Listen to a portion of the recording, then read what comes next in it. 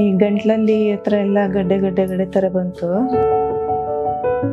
ಸುಮಾರು ಒಂದು 6-7 ವರ್ಷ ಆಯ್ತು. ಆಮೇಲೆ 1.5 ವರ್ಷ ಏನು ಇರಲ್ಲ, ಮತ್ತೆ ಆ ಥರ ತಿರ್ಗಾ ಶುರುವಾಗುತ್ತೆ. ಇವಾಗ ಏನಿಲ್ಲ, ಆರಾಮಾಗಿದ್ದೀನಿ. ನಮಸ್ತೆ, ಮಂಜುಳಾ, ಬಿಡಿ ಕಡೆಯಿಂದ. ಸುಮಾರು ಒಂದು 6-7 ವರ್ಷ ಆಯ್ತು. ಈ ಗಂಟ್ಲಲ್ಲಿ ಹತ್ರ ಎಲ್ಲ ಗಡ್ಡೆ ತರ ಬಂತು.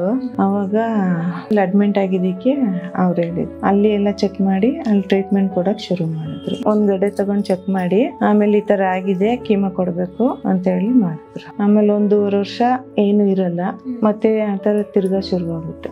ಏನ್ ಅಭ್ಯಾಸನೂ ಇಲ್ಲ, ಯಾರಿಗೂ ಇಲ್ಲ, ನನ್ಗೆ ಫಸ್ಟ್ ಬಂದಿರೋದು. ಮತ್ತೆ ಆಚೆಗಡೆ ಹೋದ್ರೆ ತಿಂತಾ ಇದ್ವಿ, ಮತ್ತೆ ಅಷ್ಟೇನಿಲ್ಲ. ಫೋನಲ್ಲಿ ಚೆಕ್ ಮಾಡಿ ಹೇಳಿದ್ದು, ತಗೋತಾ ಇರ್ರಿ, 6 ತಿಂಗಳಾದ್ಮೇಲೆ ಸ್ಕ್ಯಾನ್ ಮಾಡ್ಸೋಣ, ಆಮೇಲೆ ಯಾವ್ದೊಂದು ಹೇಳೋಣ ಅಂತ ಹೇಳಿದ್ರು. ಈ 3 ತಿಂಗಳಿಂದ ತಗೋತಾ ಇದ್ದೀವಿ. ಇದೆಲ್ಲ ನೋವು ಬರಲ್ಲ ನನ್ಗೆ. ಇವಾಗ ಏನಿಲ್ಲ, ಆರಾಮಾಗಿದ್ದೀನಿ.